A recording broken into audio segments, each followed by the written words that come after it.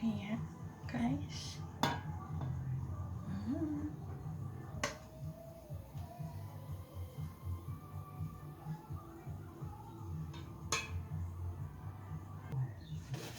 Ayan, may milk.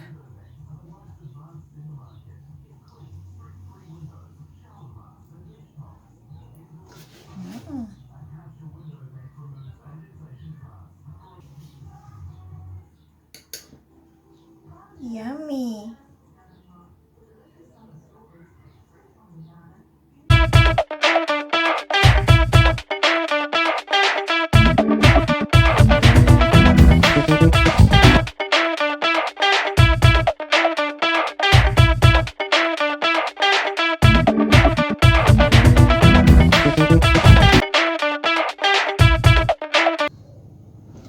Hi guys! Welcome back to my channel. Welcome back to my cooking vlog. So, in today's video, gagawa ako ng pangmeryenda, ang minatamis na kamote with sago. Ayan, super dali lang siya guys. Ito'y para sa mga hindi pa nakakaalam. Ayan. And, 3 ingredients lang siya. Kailangan lang natin ang sago, kamote, at asukal. Pwede siya sa halo-halo. Pwede siya lagyan ng gatas. Ayan. So, let's get started, guys. So, ito lang ang ating kailangan. Dalawa lang kailangan kong kamote kasi ako lang kakain, guys. Turo ko lang sa inyo kung paano paggawa. Boil the water first.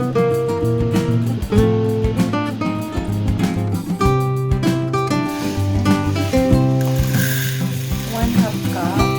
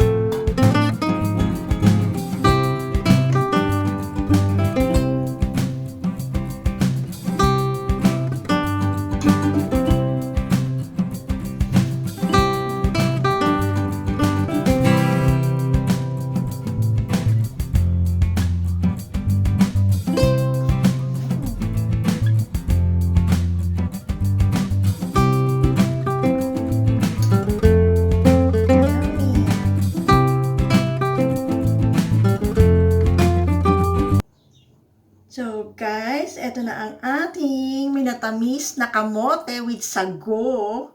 Mainit pa siya, guys. Sarap niya, guys. Tikman natin. Yan.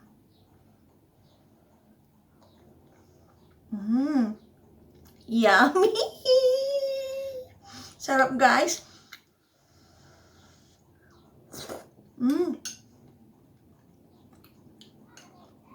Ang sarap, promise. Sarap, guys.